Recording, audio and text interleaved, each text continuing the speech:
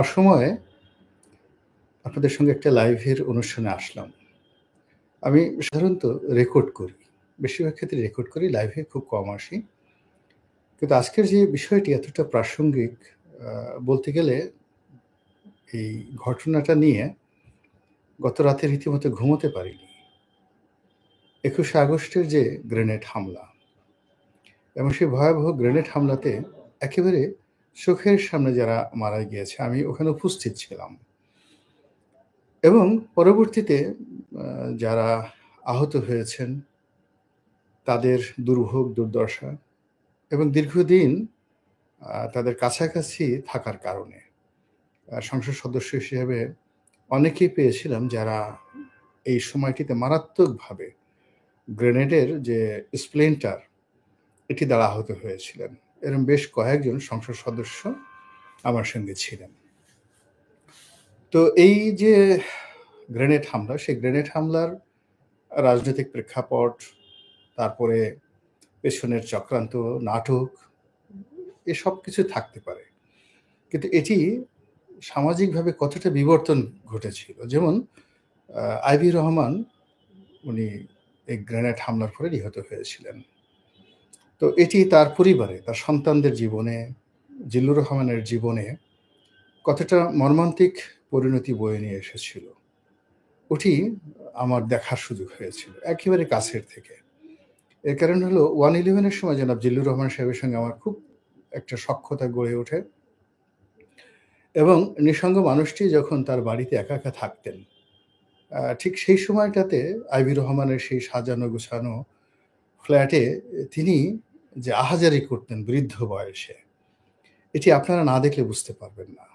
কিংবা এই যে পাপন সাহেব সম্পর্কে আপনাদের অনেক ক্ষোভ, অনেক রাগ, কিন্তু মা হারানোর পরে তার যে বেদনা, ঠিক হুমায়ূন আহমেদের সেই কথার মতো যে পৃথিবীতে অনেক খারাপ মানুষ থাকতে পারে, কিন্তু খারাপ বাবা কেউ নেই। তদ্রূপ পৃথিবীতে অনেক সন্তান খারাপ থাকতে পারে, কিন্তু মাকে ভালোবাসে না, মাকে শ্রদ্ধা করে না, এমন কাউকে আমি দেখিনি। তো সে যাই হোক না কেন, আমার ওই সময়টিতে ভাগ্য ভালো যে আমি নিজে, যেহেতু তখন শীর্ষ নেতা ছিলাম না, পেছনে ছিলাম, আমি আহত হইনি। কিন্তু যারা আহত হয়েছিলেন তাদের সবার দুঃখ, দুর্দশা, কষ্ট এগুলো সব লাঘব করার জন্য আমার যতটুকু সম্ভব চেষ্টা করেছি। একটা ছোট্ট উদাহরণ বলি। ওবায়দুল কাদের সাহেব অবস্থা খুব খারাপ হয়ে গেল। উনি তখন শিকদার মেডিকেলে ভর্তি ছিলেন। মানে এত খারাপ অবস্থা হয়ে গেল যে তাকে আসলে ওই হাসপাতালে রাখার মতো অবস্থা ছিল না। তো এমন সময় সবাই বলল যে যেকোনোভাবে হোক তাকে এই মুহূর্তে ইমিডিয়েটলি ইন্ডিয়া নিতে হবে। এবং তখন তো এয়ার অ্যাম্বুলেন্স না, জাস্ট একটা টিকেট। এবং তখন তাদের এই ওবায়দুল কাদেরের অবস্থা এতটা ভালো ছিল না, মানে কিছুই ছিল না। একজন নেতা বা কর্মী হঠাৎ করে একটা টিকেটের ব্যবস্থা করে দিলেন, কিন্তু ভাড়া, যাওয়ার যে ভাড়া, হাত খরচা তার কিছুই ছিল না। তো সুজিত রায় নন্দী আমাকে রাতে টেলিফোন করলেন যে, "দাদা এই বিপদে পড়েছি। এখন উনি যে $200 হাতে করে নিয়ে যাবেন, উনার কাছে $2ও নেই।" তো সেই রাতে গিয়ে আমি ওবায়দুল কাদের সাহেবকে সেই শিকদার মেডিকেলে কিছু টাকা দিয়ে আসলাম এবং সেই টাকার ফলে, সেই টাকা নিয়ে উনি দিল্লি গেলেন। এই যে আরো একজন লোক, পরবর্তীতে এদের বিরুদ্ধে অনেক দুর্নীতির অভিযোগ আসছে। আব্দুর রহমান সাহেব, এই যে মন্ত্রী হয়েছিলেন, সংসদ সদস্য, আওয়ামী লীগের প্রেসিডেন্ট মেম্বার, তিনিও সেখানে শায়িত অবস্থায় ছিলেন। থাক, এই জিনিসগুলো বলার দরকার নেই। বলার অর্থ হলো যে প্রতিটি মানুষ ওই সময়টিতে অর্থনৈতিকভাবে বিপর্যস্ত ছিলেন, সামাজিকভাবে বিপর্যস্ত ছিলেন এবং শারীরিকভাবে আহত হয়েছিলেন এবং চিকিৎসা করার মতো অর্থ তাদের ছিল না। যাই হোক, সেই মামলায় রায় হয়েছে এবং আমাদের মহামান্য হাইকোর্ট একটা যুগান্তকারী রায় দিয়েছেন। এর কারণ হলো, এমন রায় এই বাংলাদেশে কখনো হয়নি, ইতিপূর্বে কখনো হয়নি। আর দ্বিতীয়ত, এটিকে একেবারে যুগান্তকারী একটি যুগকে অন্যদিকে নিয়ে গেছে। দ্বিতীয়ত, যে এই ঘটনার ফলে আমাদের বিচার অঙ্গনে যে একটা প্রেসিডেন্স হলো, একটা উদাহরণ তৈরি হলো, এটি এই পুরো বিচার অঙ্গনকে, আইন শৃঙ্খলাকে, রাজনীতিকে অনেক অনেক দূরে নিয়ে যাবে।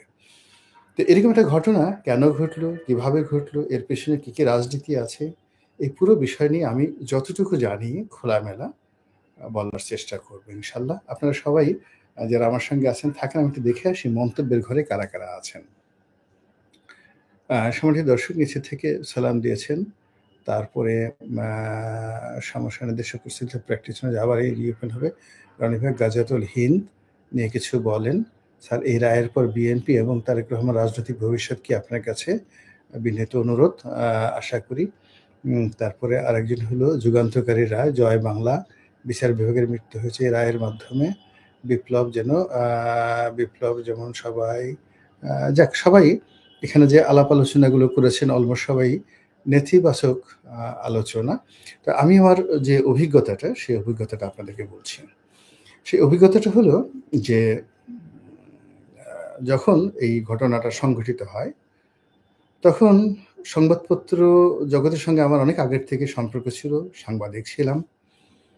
তো সাংবাদিক থাকার কারণে এই সমাজের অনেক সোর্স স্টিল নাও এখানে বসে খুব সহজে আমি পেতে পারি। মিলিটারি ইন্টেলিজেন্স বলেন, তারপরে এনএসআই বলেন, ডিবি বলেন, এসবি বলেন, এই জিনিসগুলোর বাইরেও সাংবাদিকদের, দেশি বিদেশি গোয়েন্দাদের একটা নেটওয়ার্ক থাকে। তো এই জিনিসগুলো যারা সংবাদপত্রের সঙ্গে জড়িত থাকে, সংবাদপত্রে বিট করে, মোরালের সবাই জানা থাকে। যেহেতু আমার ওই অভিজ্ঞতাটা ছিল, এই কারণে অনেক বিষয়গুলো আমি পরবর্তীতে এবং বর্তমানে জানার আমি সুযোগ পেয়েছি। ২ নম্বর হলো যে আমি যেহেতু ঢাকা বিশ্ববিদ্যালয়ে লয়ে পড়েছি, এখন প্রধান বিচারপতি যিনি আছেন তিনি আমাদের ডিপার্টমেন্টের বড় ভাই। আবার তার নানার দিক থেকে তিনি আমার আত্মীয়। ব্যারিস্টার ইশতিয়াক সাহেবের ছেলে।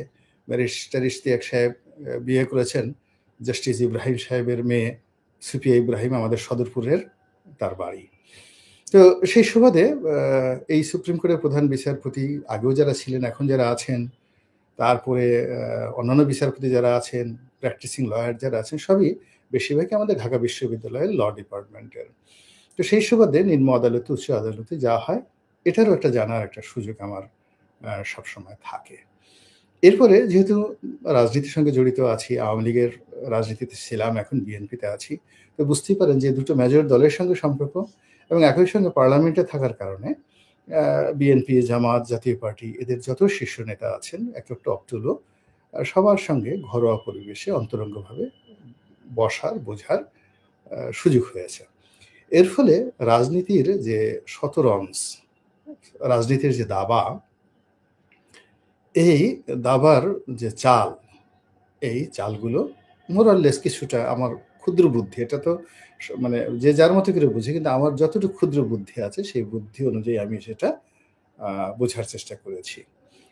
এখানে মূলত ২১শে আগস্টের যে গ্রেনেড হামলা, এই হামলাটা কেন হলো, কারা করেছে, আমি এটা নিয়ে কোনো অভিযোগ করতে চাই না। শুধুমাত্র যেটা বলতে চাই, যারা করেছেন তাদের মতো অথর্ব, তাদের মতো মানে অধৈর্য, চরিত্রহীন এবং যাকে বলা হয় অবিবেচক মানুষ এই বাংলাদেশে খুব কম জন্ম নিয়েছে। এর কারণ হলো, এটা একে তো এরকম একটা ঘটনা যেটি আল্লাহর আরশ পর্যন্ত কেঁপে উঠেছে। এই অভিশাপ, এই ঘটনা যারা ঘটিয়েছেন, দেশি বিদেশি যে সকল গোয়েন্দা সংস্থা ছিলেন, যে সকল রাজনৈতিক সিদ্ধান্ত যাদের কাছ থেকে গিয়েছে, যে সকল অপরাধীরা এখানে ছিল, দেশের বাইরে থেকে যে সকল অপরাধী আনা হয়েছে, আবার দেশের বাইরে যাদেরকে পাঠিয়ে দেওয়া হয়েছে, আবার অন্যায়ভাবে যাদেরকে পরবর্তীতে এই মামলায় ফাঁসানো হয়েছে, সব মিলিয়ে এই মামলার যে শুরুটা, মানে এই যে অকারেন্সটার যে শুরুটা যারা মাস্টার প্ল্যান করেছে, তারা এই জমিনের সবচেয়ে খারাপ প্রাণী এবং এই খারাপ প্রাণীদের উপর প্রকৃতির অভিশাপ, আল্লাহর অভিশাপ একেবারে অনিবার্য। কিয়ামত পর্যন্ত তারা এবং তাদের পরিবার, এই 18টি জলযান্ত্র মৃত্যু এবং অসংখ্য মানুষের আহত হওয়ার যে হাজারি, এই অভিশাপ থেকে তারা কখনো মুক্তি পাবে না। তাদের হাত, তাদের পা, তাদের মন, মস্তিষ্ক, তাদের পরিবার, ঘর, সংসার, সব কিছু যে যেখানে আছে তারা তছনছ হয়ে গেছে। একেবারে মীর জাফর, তারপরে মিরন, তারপর জগৎ শেঠ, এই সমস্ত বিশ্ব বেঈমানদের যে অবস্থা হয়েছে, প্রকৃতির বিচারে, আদালতের বিচার যাই হোক না কেন, প্রকৃতির বিচারে এই ঘটনার সাথে যারা জড়িত তাদের সবার পারিবারিক জীবন, ব্যক্তিগত জীবন, তারপর সামাজিক জীবন, অর্থনৈতিক জীবন, রাজনৈতিক জীবন তছনছ হয়ে গেছে। এটা আপনি যারা জানেন তারা খুব ভালো করে জানেন। আর যারা জানেন না তারা একটু খোঁজখবর নিয়ে দেখেন। দ্বিতীয় ঘটনা হলো যে প্রকৃতির বিচারের পরে দুনিয়ার বিচারও তারা পেয়ে গেছে। দৃশ্যভাবে তারা বিচার হয়ে গেছে। অনেকের বিচার হয়ে গেছে। দুর্বিষহ, বীভৎস সেই যে তাদের যে সামাজিক রিগ্রেট, পারিবারিক রিগ্রেট, তারপরে অর্থনৈতিক দুরবস্থা, সব মিলিয়ে এখানে যারা সম্পৃক্ত একটা লোকও এই দুনিয়ার বিচার থেকে রেহাই পায়নি। ৩ নম্বর হলো আগামীতে এই ঘটনা তাদেরকে আরো মানে যতদিন যারা জীবিত আছে তাদেরকে যে যেখানেই থাকুক না কেন তাদেরকে ভোগাতে থাকবে। এটা হলো আমার ১ নম্বর পর্যবেক্ষণ, যেটা আমি দেখেছি, বুঝেছি। সব কথা সব জায়গায় বলা যাবে না। আপনারা আন্দাজ করে বুঝে নেন। দ্বিতীয়ত হলো টেকনিক্যাল যে এটা হলো ২য় পর্ব, অর্থাৎ যারা এই ঘটনাটা ঘটিয়েছে। আর ২য় পর্ব হলো যে যারা এই ঘটনাকে নিয়ে আবার ব্যবসা করার চেষ্টা করেছে। আওয়ামী লীগের কথাই বলি। আর 111 এর সরকারের কথা বলি। অর্থাৎ ১ম এ বিএনপি জমানাতে এটাকে একটা চার্জশিট দেওয়া হলো। তারপর সেটা আবার পুনঃতদন্ত করে 111 এর সরকার আবার সেটাকে পুনঃতদন্ত করে নতুন চার্জশিট দেওয়া হলো। এখন সেই যে চার্জশিট দেওয়া হলো সেখানে 111 এর যারা সরকার তারা সঙ্গতি কারণে বিএনপির প্রতি বিক্ষুব্ধ ছিল। এবং সেখানে তড়িঘড়ি করে খুব অল্প সময়ের মধ্যে যা কিছু করা হয়েছে সেখানে দক্ষতা ছিল না, অভিজ্ঞতা ছিল না, সততা ছিল না, ন্যায়পরায়ণতা ছিল না। এখানে শুধুমাত্র বিএনপিকে রাজনৈতিকভাবে হেয় প্রতিপন্ন করার জন্য কিছু কাজ করা হয়েছে।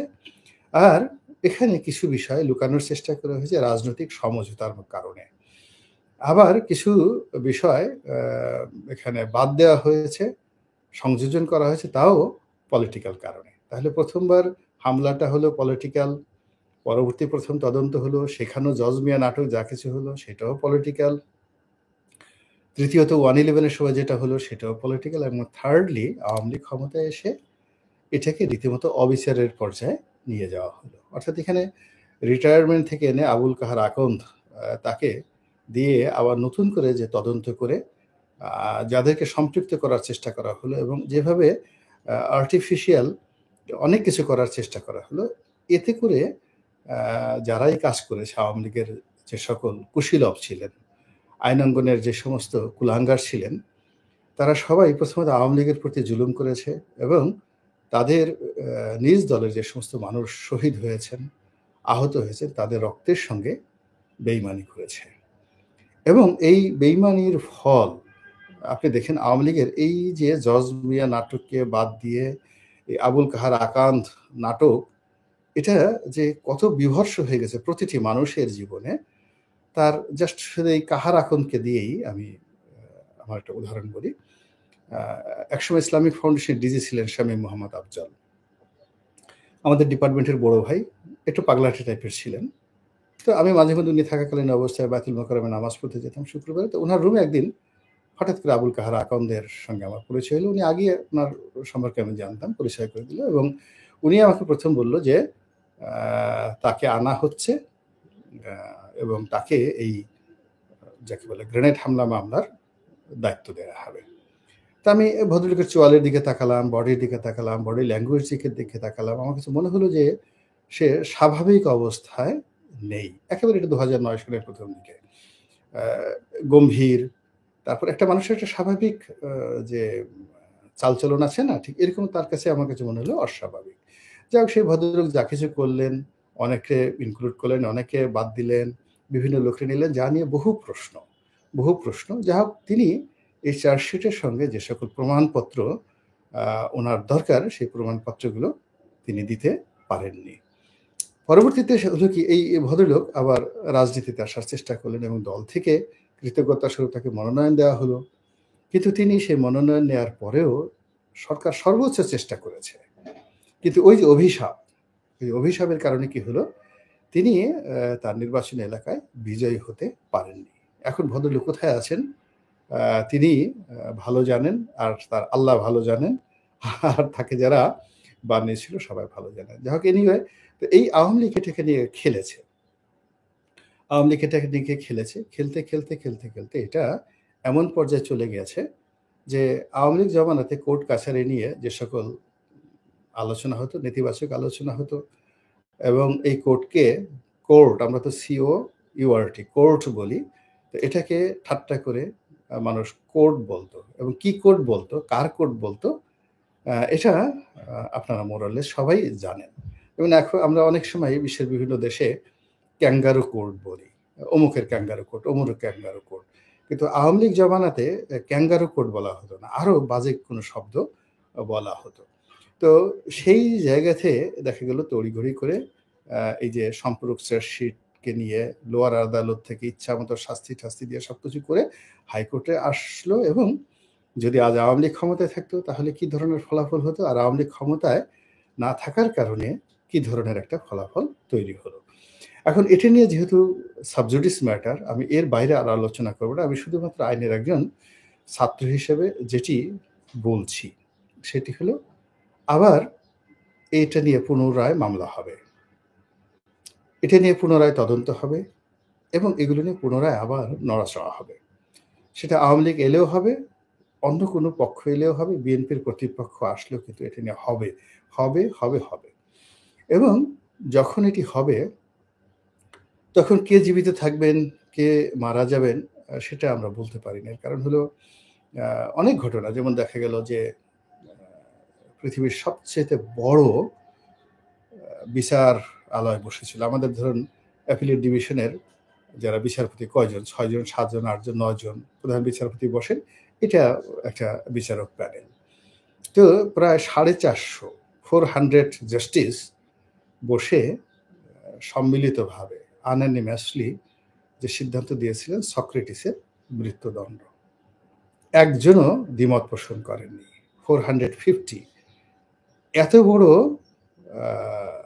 বিচার কার্য এবং এত বড় আয়োজন আমার জানা মতে মানবজাতির ইতিহাসে অন্য কোনো ঘটনা দ্বিতীয়টি নেই।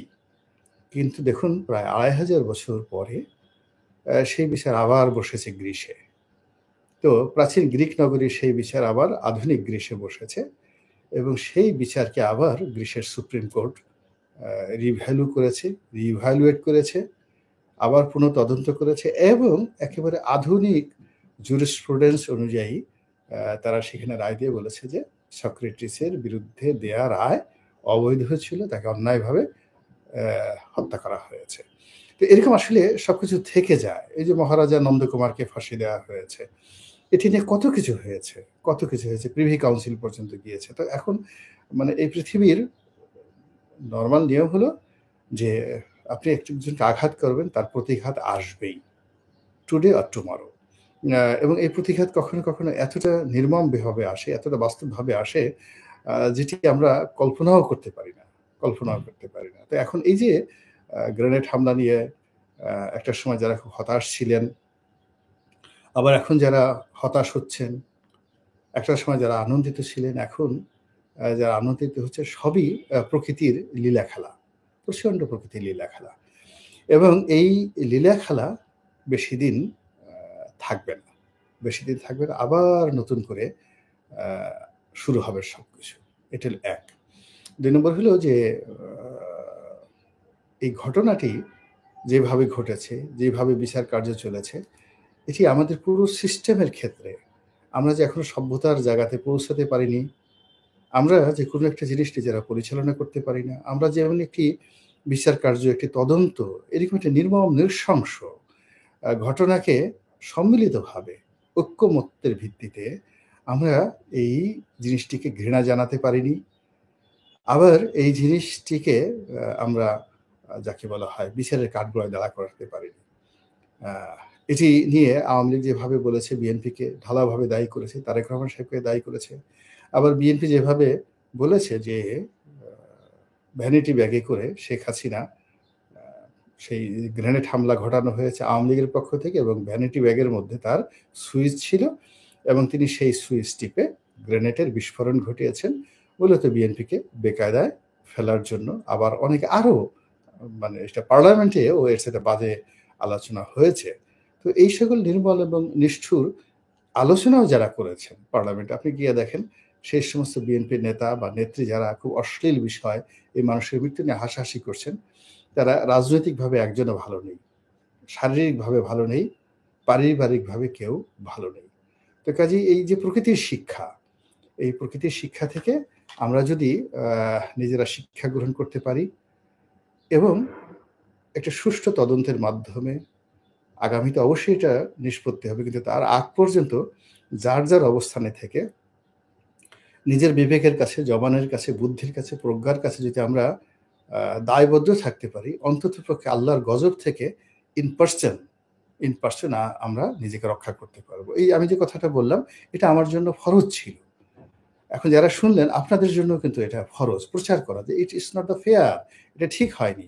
এটা সুন্দরভাবে আবার বিচার হতে হবে, পুনঃতদন্ত হতে হবে। যারা অন্যায় করেছেন তাদের সবার শাস্তি হতে হবে। আর যারা অন্যায় করেননি, তাদের উপর যারা অন্যায় আরোপ করেছে তাদেরও বিচার হোক। কোনো অসুবিধা নেই। কেননা ধরুন একজন নিরাপদ লোক আজকে ১০ বছর, ১৫ বছর, ১৭ বছর যাবৎ যদি জেলখানায় থেকে থাকে কারো কারণে, এটা কি তার বিচার হবে না? অবশ্যই এটা তার বিচার হবে। তো সব মিলিয়ে আমরা চাচ্ছি ন্যায় বিচার, এবং আল্লাহ এই দেশ এবং জাতিকে সেই ন্যায় বিচার যেন আমরা সবাই উপভোগ করতে পারি, ন্যায় বিচার দেখতে পারি, অনুভব করতে পারি এবং ন্যায় বিচার পেতে পারি, সেই তৌফিক এনায়েত করেন। আসসালামু আলাইকুম ওয়া রাহমাতুল্লাহি ওয়া বারাকাতুহু।